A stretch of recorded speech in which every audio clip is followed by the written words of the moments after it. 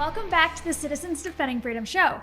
Coming up today, we have a huge update coming out of Polk County, Florida. Polk County Citizens Defending Freedom has filed a lawsuit against the Polk County School Board. Since 2021, Polk County Citizens Defending Freedom has been battling age-inappropriate material in the schools that violates Florida statutes. Polk County CDF has challenged more than 50 books that they say violate Florida statute. The Polk County School Board has failed to properly follow their own book review policy to determine the legitimacy of those challenges. The books Polk County CDF has challenged allegedly violate Florida's obscenity laws.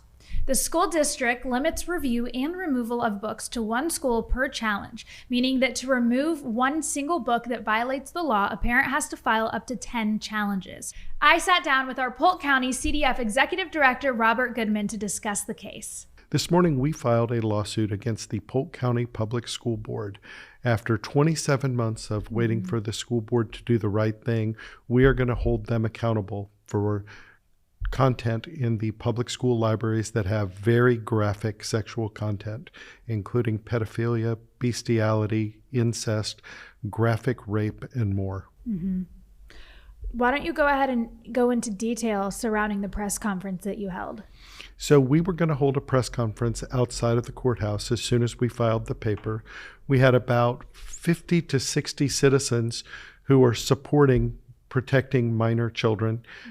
These books are available to children 13 and up, I guess is when you start high school, and there's no parental permission required. So we had 50 to 60 people in support of, and we had about 15 to maybe 18 very loud protesters walking in front of the camera, talking over us. So it was interesting. Very loud. What attorney did you partner with to file this lawsuit? So we partnered with former Florida State House Representative Anthony Sabatini.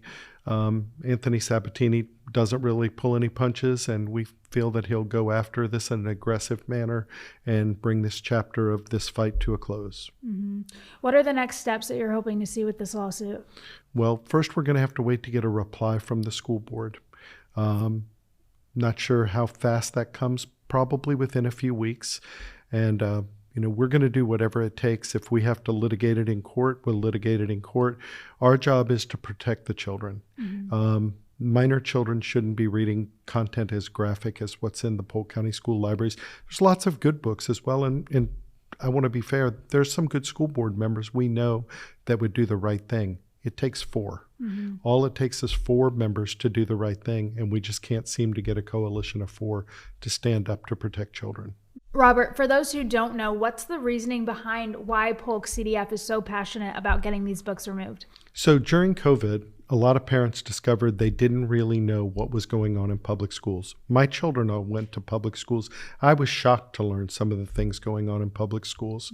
When we found some content that had very graphic sexual content, we're not talking about, nobody's talking about banning a book. These books are available online anywhere. You could get them in a public library, but our taxpayer dollars should not be funding books about pedophilia, graphic rape, incest, bestiality. That content shouldn't be paid for by taxpayer dollars in public school. We initially asked the superintendent of Polk County to remove the books. He did not, but he made an agreement to do a public challenge. Was not done according to policy, because none of the book challenges that we've done, there's been over 50 books that have been filed challenges on. Not one book that has gone through the challenge process has been done according to their own policy. Protesters were outside today with signs that said, "Follow the policy." If they followed the policy, we probably wouldn't be here. So eventually, we got the superintendent and our sheriff, Grady Judd, got together, and they came up with a compromise. They would leave the books in the school, but they would require parental permission, and they wouldn't be on the shelf. 4 school board members privately opposed that. The school board has never taken a public stance, even though the policy clearly states that the school board has to take a public opinion on books that are challenged if it goes to an appeal process. The school board has never done, but 4 of them, behind closed doors, told the superintendent they would not support his policy. 3 of them are still sitting board members. 1 of them was outside yelling at us today.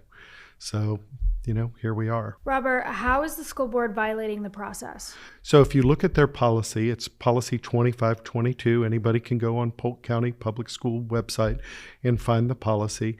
It says that the first thing that happens is a parent or a complainant goes to the principal, who may speak to the parent. They don't have to, so that's never been done. The second thing is the county media specialist must have a one-on-one conversation with the parent about their complaint. That has never happened, not once.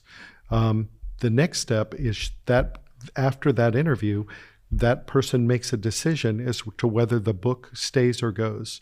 And then the parent can appeal that decision, and it goes before a review committee. We are starting with a review committee, and that's where the appeal is. So we're starting with the appeal process, and then we have to appeal the appeal, which makes no sense. The review committees are supposed to have a certain amount of people. I think it's 4 district employees, and it names who they're supposed to be. It's supposed to have 3 parents, and it's supposed to have 3 parents or community members.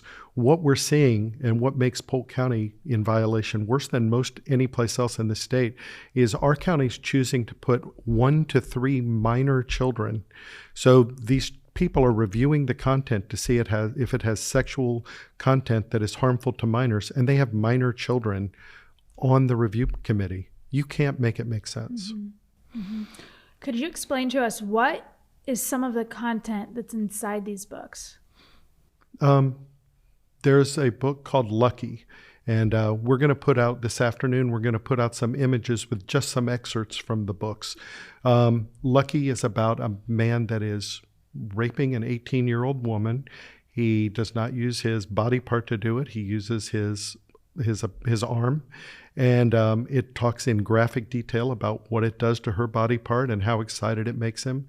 And I just can't think that I can't think that any human being would think that that's okay for a 13-year-old to have access to on a library shelf with no public permission.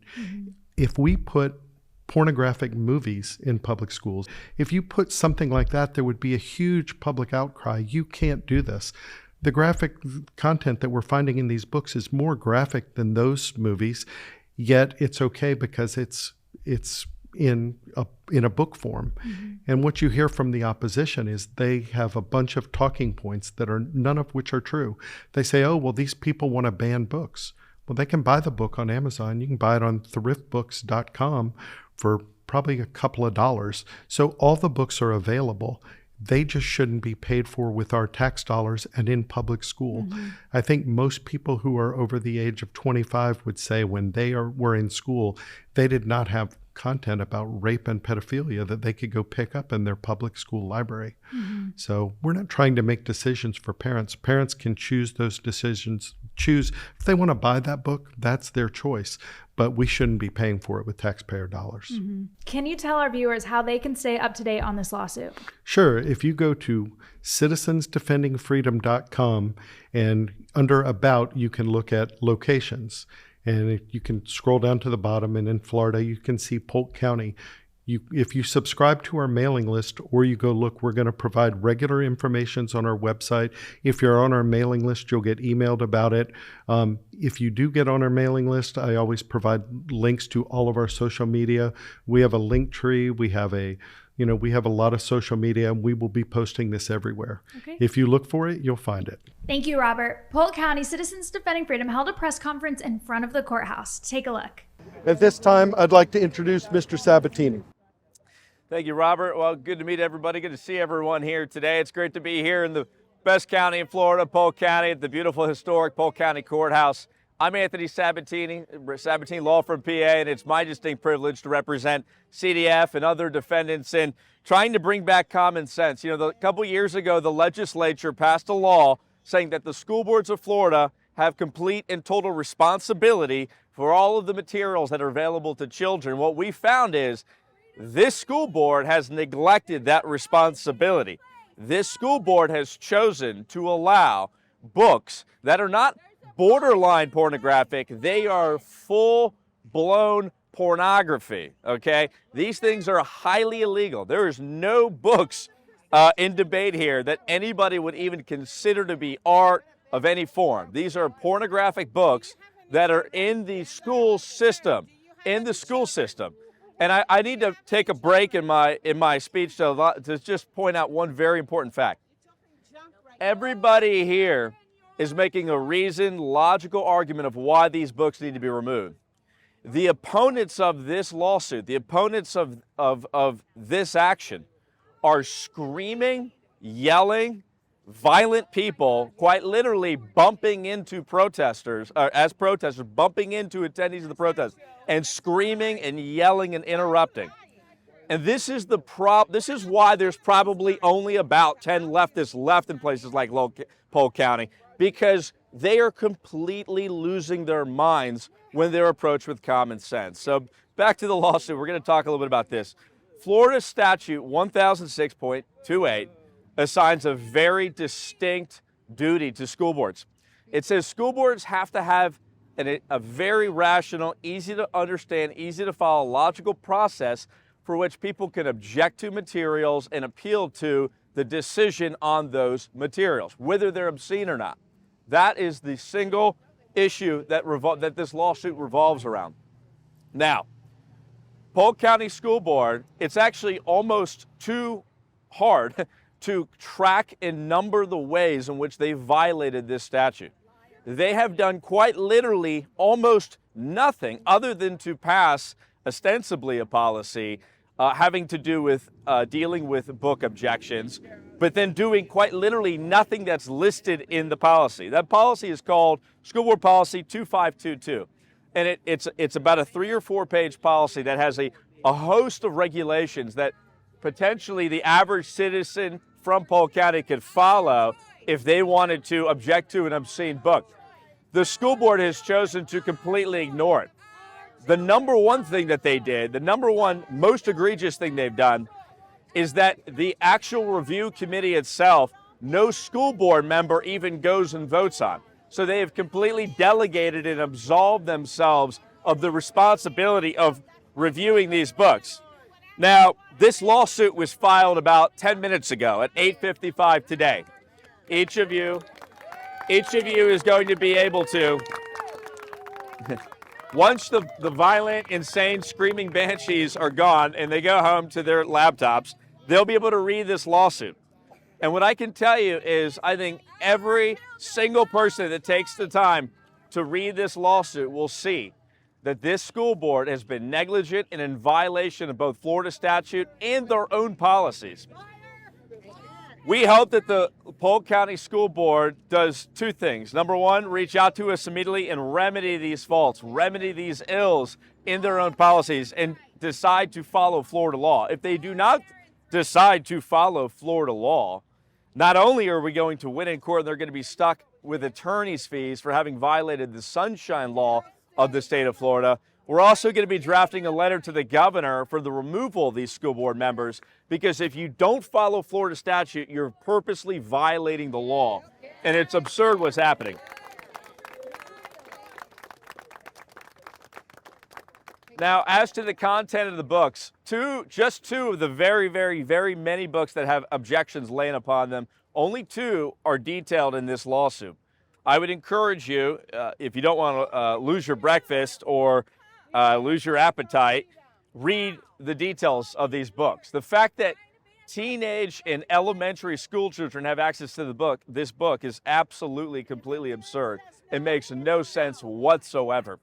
And any parent that would allow, and I would say above and beyond the lawsuit, any parent that would allow their 10 or 12-year-old child to read these books should also probably lose parental rights, because it is disturbing that they would allow a kid to read this stuff. My 1-year-old daughter, when she reaches the age in which she could read books like this, I will never allow her to read these books. And a good parent would never allow their child to want to read these books. And so this statute has been violated. The policy has been violated. We're asking the school board, like I said before, to do 2 things. Fix the situation, fix the law, follow the law, and remove these books. Follow the law, remove these books. Those are the 2 things. They could actually end this lawsuit this week once we hear from them. And like I said, this was filed about 10, 15 minutes ago. You'll get a case number that will be emailed out later today. You'll all have the opportunity to read through it. And we're just, once again, very, very proud to represent these great people. I want to just say hats off to Citizens Defending Freedom and the huge crowd they brought out here today. I know everybody's busy on a Monday, but they took the time because this matters. This lawsuit matters. This issue matters. And our children matter. Our children matter. Before we go, we want to leave you with our inspirational Bible verse of the week. I have no greater joy than to hear that my children are walking in the truth. As you can see, Citizens Defending Freedom is doing important work. Help us today in our fight to protect children, help ensure election integrity, and encourage pastors to get engaged. Please visit citizensdefendingfreedom.com where you can learn more about our organization and generously contribute to our cause. Have a great day and make sure to like us on social media and tell your friends about the great things we're doing. God bless.